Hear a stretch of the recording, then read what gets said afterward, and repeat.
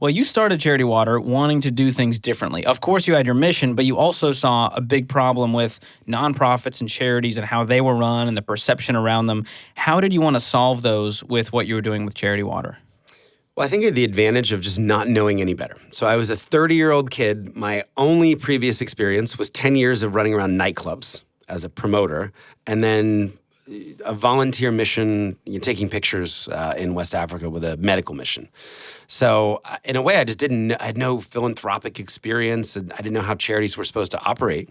I was just talking to everyday people, and I realized that everyday people, my friends in New York City, just didn't trust charities. They weren't giving. They all had the kind of horror story of mismanaged funds that they could pull out of their back pocket and say, see, these crooks, this is why I don't give money to organizations like that.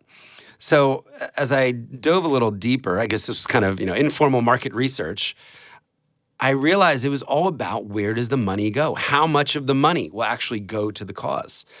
And there was one billionaire who had solved the biggest problem I was hearing, and he had set up a foundation. He said, I will pay all of the overhead myself, so that 100% of whenever gives, this was for New York City public education, or for education in marginalized communities in New York, 100% of whatever is given will go straight to the cause. So of course I wrote him, he's a very famous hedge fund manager, I wrote him a letter, he never got back to me, but I said, he's taken the number one problem and he's just neutered it. So we did that. We said, we'll promise that 100% of all donations will go directly to the field, and in a separately audited bank account, I am going to raise all that nasty overhead, staff salary, Epson copy toner. That isn't exciting to give to.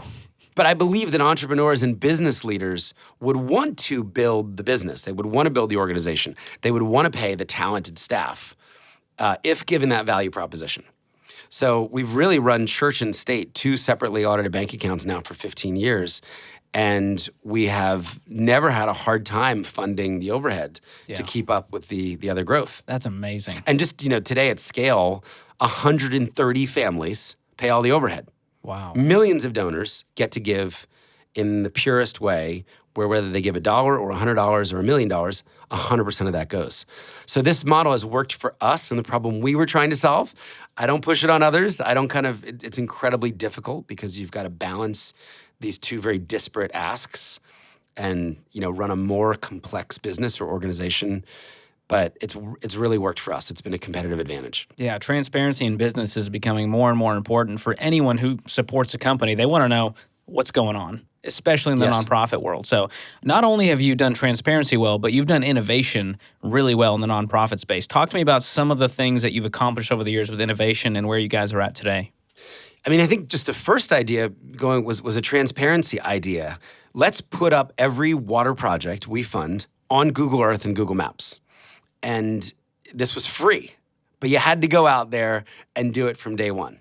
So we bought these Garmin devices, and we would have our local partners in Ethiopia or Malawi, or Bangladesh, take a picture of the GPS readout, send us the photo of the well, and then we would upload all that.